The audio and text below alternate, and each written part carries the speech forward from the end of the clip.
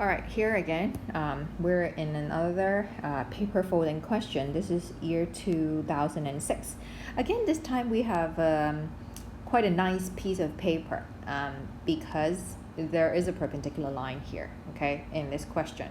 So in figure 9a, ABC is a triangular piece of paper and D is a point lying on AC such that BD is perpendicular to AC. Okay, now you cannot draw right angles like that unless you see the word perpendicular or forms a 90 degree. So don't assume any of these if it is not given in the diagram, okay? Or in the text. It has to be written clearly in the text. All right, part A, find AD. How can you find AD? All right, so you know that. Now you can see that this is like this in this question you are not asked to find like what immediately precedes AD.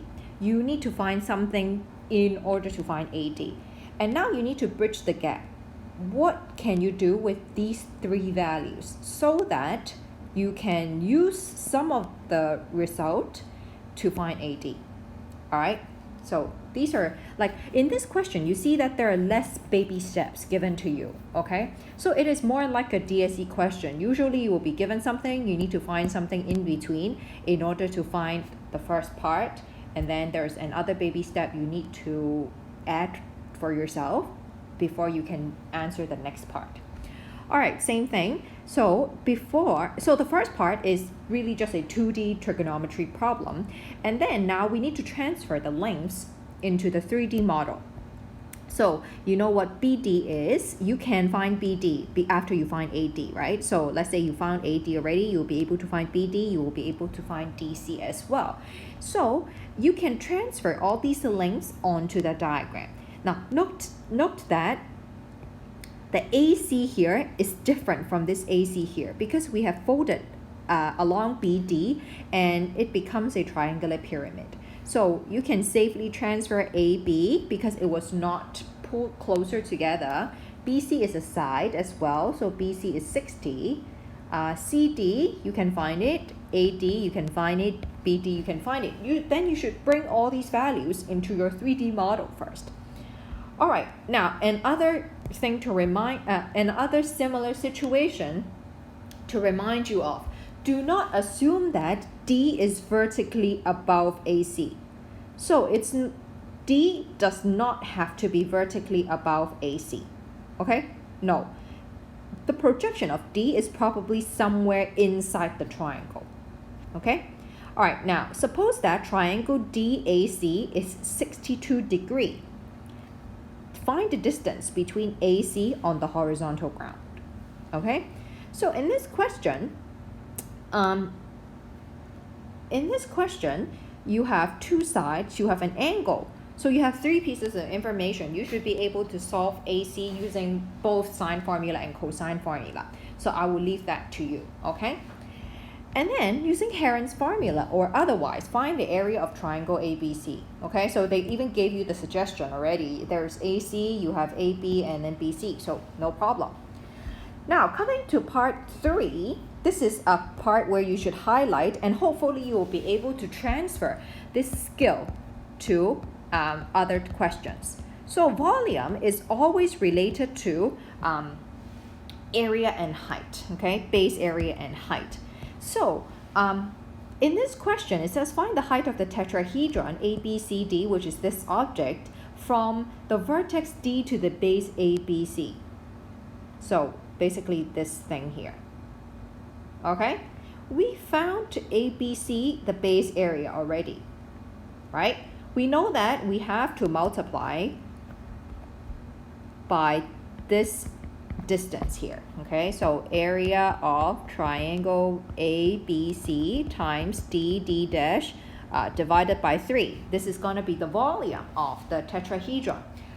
But in this case, we actually do not know the volume of the tetrahedron. Then how can we solve for this unknown, right? Or are we actually able to find the volume of this tetrahedron? Now, I'm going to explain the situation here first using a 2D demonstration. Let's say here we have A, B, and C. We have AB equals 4 cm, and we know that the corresponding height is 3 cm. If I tell you that AC is 6 cm, oops, can we actually find this height here? Okay, so this is a primary 5 question. You know that you can first find the area of this triangle using the 4 and 3, and then you can solve the equation 6 times h equals 4 times 3 over 2. So in this method, we are trying to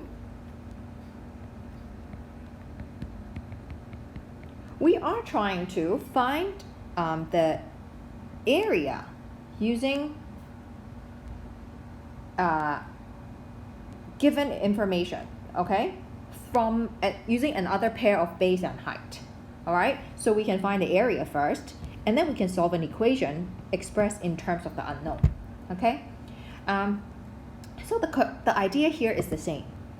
Is there any other way, okay, in this figure where we can find the volume of the pyramid?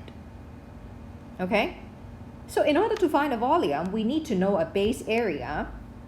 Okay, we need to know a base area, and we need to know a corresponding height.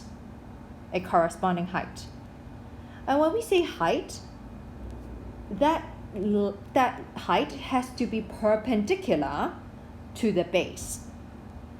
Okay, so I said that in the beginning. Now this question is a nice one because it says BD is perpendicular to AC. All right, so how is that transferred to this 3D model? And how can you somehow use this perpendicular line to find the volume of this pyramid so that we can use it to solve for the unknown DD dash, which is what we need to find in part 3. Okay? All right, the last part of this question is describe how the volume of the tetrahedron ABCD varies as the angle ADC increases from 30 to 150.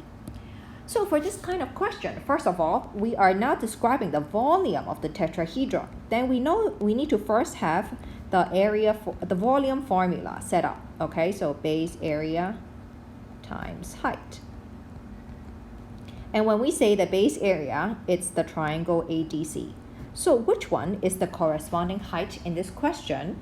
All right, does it change? All right, we know that the area of this triangle is going to change based on the change in the angle size. So as it grows larger from 30 to 150, how does that affect the base area of the triangle? You need to think about that. Okay, you need to think about that. So is it like only increasing, or at a certain point it will start to decrease? You need to think about that as well. What are the critical points in finding the area of ADC? Which formula would you use to find angle ADC? Okay, so it has to be expressed in terms of angle ADC. In terms of, okay, how can you use angle ADC to express the area of triangle ADC? So that's the thing that you need to think about.